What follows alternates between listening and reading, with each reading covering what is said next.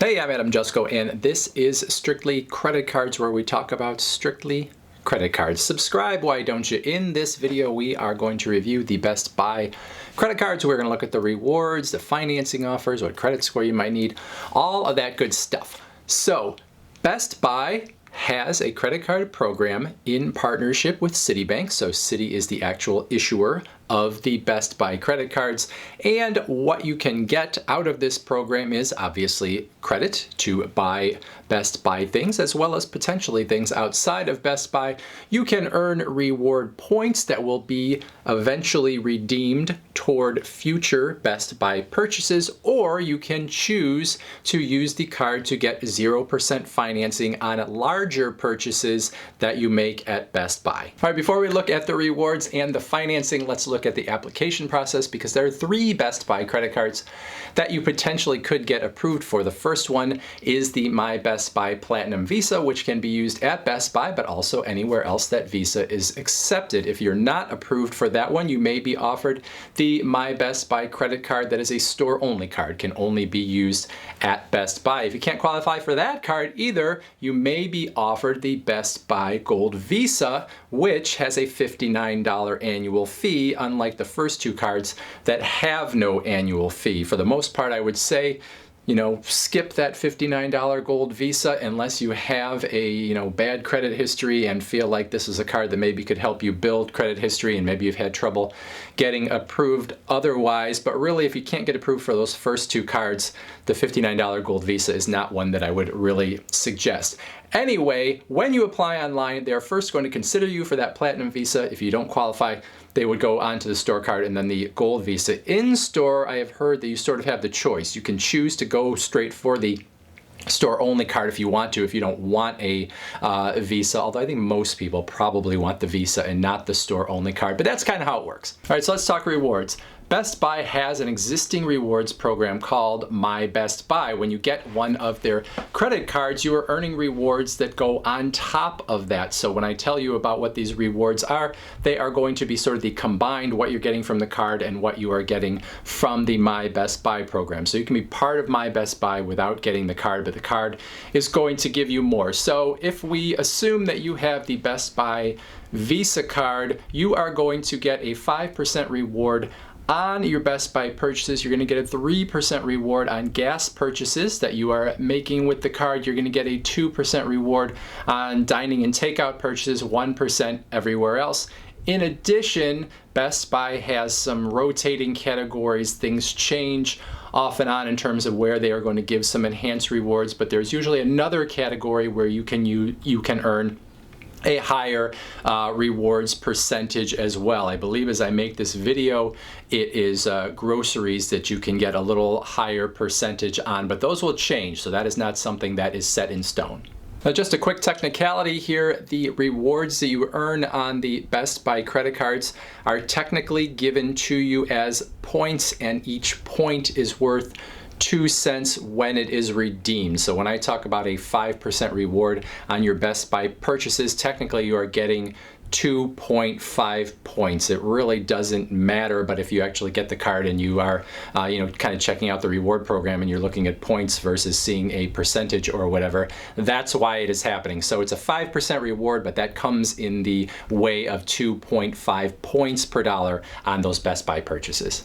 All right, let's talk redemptions. By default, in the My Best Buy program, every time you earn 250 points, you are going to automatically be issued a $5 reward certificate, and that $5 reward certificate is going to expire in 60 days from the date that it was issued. If you don't want to get a $5 reward certificate that is going to expire that quickly, and instead you would rather have the rewards accrue for longer so that your reward certificate would be bigger when you are actually ready to use it, you have the option to do that. But you have to go into your My Best Buy account online and actually change that and say, I don't want the reward until some higher number. So by default, it's going to be that $5 for every 250 points, but you can change it, and obviously you'd have to spend more at Best Buy or otherwise in order to get to a higher level, but you can have that option to change it if you want to.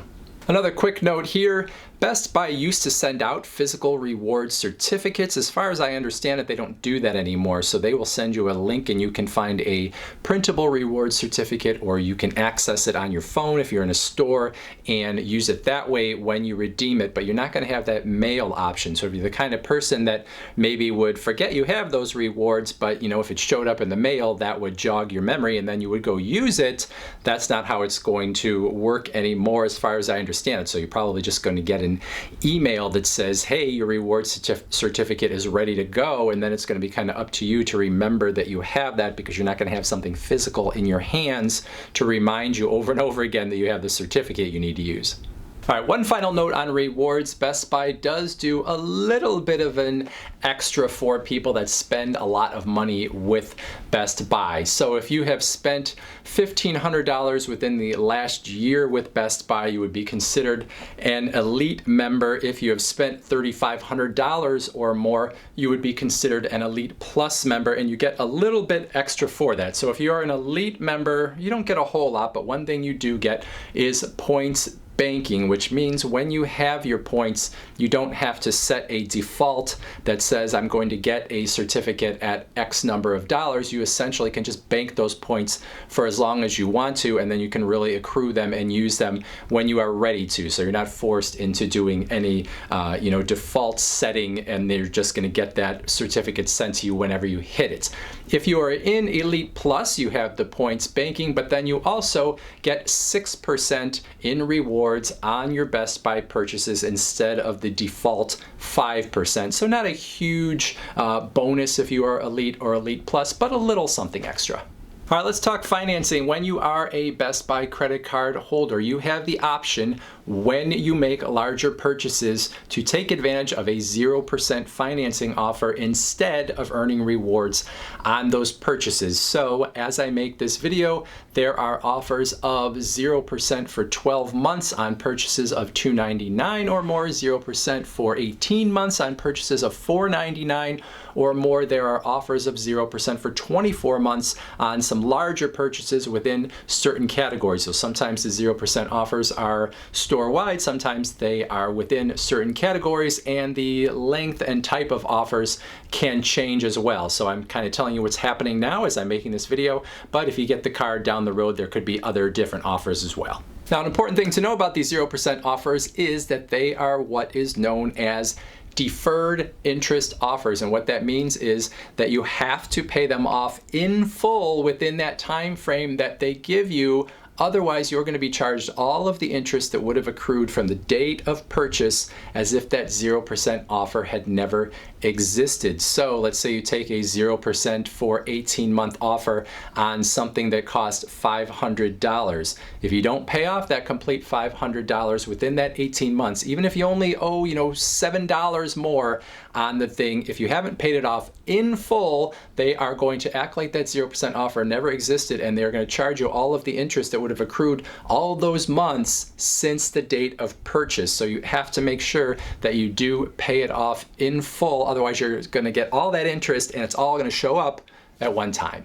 All right, so that's rewards and financing. I do want to take a step back for just a moment and talk about two other things with the application process. And the first of those is that when you apply for a Best Buy credit card, if you apply and are instantly approved and you use the card on the day that you are approved, you will actually earn 10% in rewards on any Best Buy purchases. So a little extra perk if you use the card immediately once you actually are approved for it. Now, the other question that many people often have about these cards is, what credit score do I need to get approved? So for the Best Buy cards, like I said, there are 3 of them. For that Best Buy Platinum Visa, if you have a 700 or over credit score, I have to imagine you are going to get approved unless there's something, very strange in your credit report.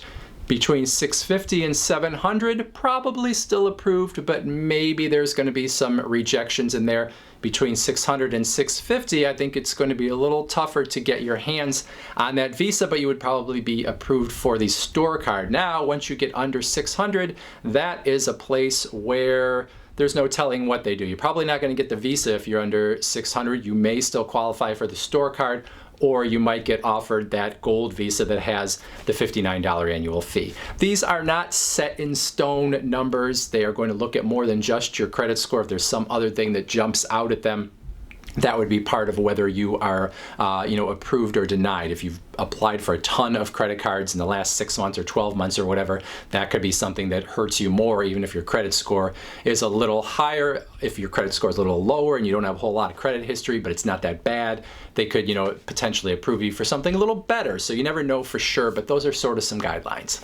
Overall, Best Buy credit cards, not a bad deal. 5% at Best Buy is nice. If you have the Visa card, you can get some of those enhanced categories like gas and dining purchases. So it could be something that makes sense for someone that really spends a lot at Best Buy on a regular basis. However, it's a very inflexible card in the fact that the rewards you receive are only on Best Buy purchases in the future. So for that Visa, for example, if you could get those same percentages on gas and dining or some of those other rotating categories with a good cash back card, well, that would make more sense, because then you'd have a lot of flexibility in how you use your rewards. With this card, you could only use them toward Best Buy. On the other hand, if you could not maybe qualify for some of the better cash back cards or other credit cards out there, and you could qualify for this one, then maybe it would make sense to get those enhanced rewards and use them toward Best Buy. That would be up to you, obviously. Certainly not a bad card, but not an everyday card for most people. So that is it for this video.